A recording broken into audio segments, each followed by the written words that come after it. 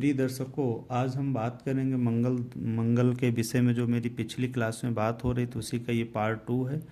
Part 2 में मैंने part 1 में बताया था कि मंगल दोष की पहचान यहाँ से होती है। मंगल दोष जहाँ जहाँ मंगल ग्रह बैठे होते हैं, जिन जिन भावों में, इन भावों में जब मंगल बैठे होते हैं तो जातक के या जातिका की पत्रिका में मंगल दोष बनता है। मंगल दोष का अर्थ क्या होता है? मंगल एक भौतिक रूप से बड़ा बलवान ग्रह है, जो अग्नि का कारक ग्रह है, जो कि नुकसान करता है। इसलिए ऐसा कहा जाता है वैवाहिक जीवन में मंगली दोष होना मतलब वैवाहिक जीवन में खटास पैदा कर देता है या नुकसान पैदा करता है, वैवाहिक सुख को कम कर देता है, कट कर देता है, युद्ध करता है। युद्ध का कारक ग्रह मंगल माना जाता है, खून खराबे का कारक ग्रह मंगल माना जाता है। इसलिए ऐसा भय लोगों में बैठा रहता है कि अगर जातक या जातिका की पत्रिका में इन जगहों पर मंगल बैठा है, लग्न से और द्वादश भाव में, चतुर्थ, सप्तम, अष्टम भाव, तो जातक की पत्रिका में मंगली दोष माना जाता है। लेकिन जातक की जन्म पत्रिका में दो जगह से देखा जाता है। एक तो लग्न भाव से देखा जाता है, दूसरा चंद्र भाव से भी देखा जाता है। चंद्रमा आपकी या जातक या जातिका की पत्रिका में जहाँ पर बैठे होते वहाँ से भी 1, 4, 7, 8 और 12 भावों में जब मंगल बैठे होते हैं, यानी कि चंद्रमा से 1 हो, 4 हो, 7 हो, 8 हो और 12 भावों में जब मंगल बैठे होते हैं तो उसे मंगली दोष मानते हैं। लेकिन हमने ये पिछली क्लास में बात की, आज हम बात यहाँ पे करना चाहते हैं परिहार की। तो परिहार का अर्थ क्या होता है? मंगल दोष के प्रभाव को कम या ख़त्म करने का योग बना हो। तो जातक या जातिका की पत्रिका में जहाँ पर मंगल बैठे हों वहीं पर किसी एक जीवन साथी की पत्रिका में शनि बैठे हों तो ऐसा कहा जाता है कि शनि ने मंगल के बल को कम कर दिया या क्षीण कर दिया या कमज़ोर कर दिया, तो मंगली दोष का प्रभाव ख़त्म हो जाता है, ऐसा कहा जाता है। लेकिन परिणाम देखने में जो जैसा आता है उसको वैसा समझ आता है, अलग अलग भिन्नताएं हैं। और पिछली भी क्लास में मैंने ये कहा था कि कोई भी दोष केवल मंगली दोष होने की वजह से ही नहीं होता, उसमें और भी अनेक कारण हो सकते हैं। ठीक है, तो अब हम ये जैसे किसी ज्योतिषाचार हमारे संपर्क में वो कहते हैं कि जातिका की पत्रिका में यहाँ पे जातक की पत्रिका में मंगल बैठे हैं, जातिका की पत्रिका में यहाँ शनि बैठे हैं, तो वो ऐसा मानते हैं 20 + 20 = 40 हो गया ये। ठीक है, यानी कि दुष्प्रभाव 2 गुना हो गया।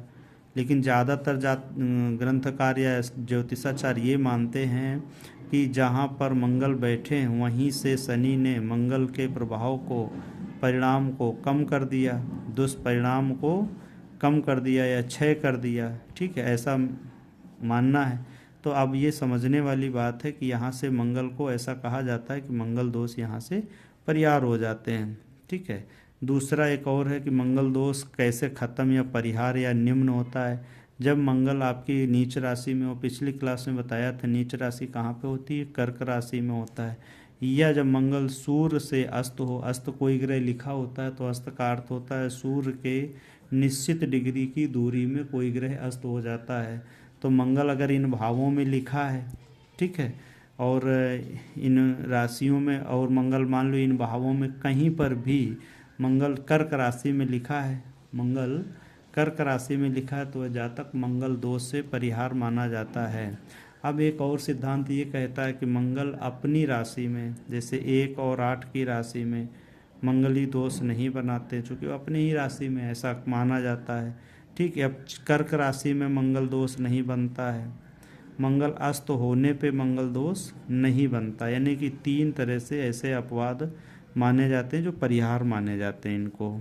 ठीक है, अब चौथी तरह से ये देखा जाता है कि जहाँ पे जातक या जातिका की पत्रिका में मंगल लिखे हैं वही अपोजिट पार्टनर के जीवन साथी के भावों में, उन्हीं भावों में, जिन जिन भावों में मंगल दोष निर्माण करता है उन्हीं भावों में यदि शनि, उन्हीं में से किसी एक भाव में शनि बैठे हैं तो मंगल दोष का परिहार हो जाता है।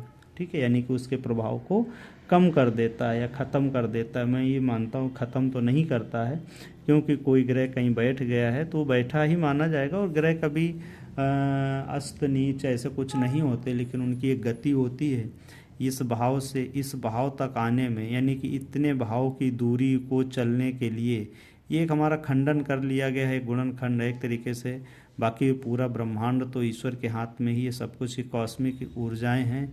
लेकिन ये इतनी दूरी को जब चले और ये एक बॉर्डर लाइन खींच दी हमने, काल्पनिक रूप से बॉर्डर लाइन बना दी, इस बॉर्डर लाइन के आगे पीछे को मैंने मान लिया कि गोचर से या कहीं से इन भावों में अस्त हो गए, नीच हो गए। ऐसा नहीं होता है, मंगल एक समान ही रहता है पूरे ब्रह्मांड में, मंगल ना कभी कुछ ऐसा नहीं होता है। हाँ, जब सूर्य वहाँ से गुजर रहे होते हैं, चूँकि जो कॉस्मिक पथ होता है वो इस तरह से होता है जिसको हम चक्कर कहते हैं। इस तरह से ग्रह अपनी अपनी कक्षा में सभी चक्कर काट रहे हैं, है ना। तो जब जब यहाँ पे मान लो मंगल है, यहाँ से शनि चल रहे अपनी राशि से, तो ऐसे आके यहाँ पे जब टक्कर दिए, यानी कि इस कक्षा में जब प्रवेश करते हैं, इनके नज़दीक आ जाते हैं, तो इनको अस्त कर देते हैं। ठीक है, ये एक सर्कल माना जाता है। खैर वो विषय बहुत अलग का है, पर अभी समझने का विषय इतना है कि हम ऐसा ऐसा मान लेते हैं कि इन भावों से मंगल दोष का परिहार हो जाता है।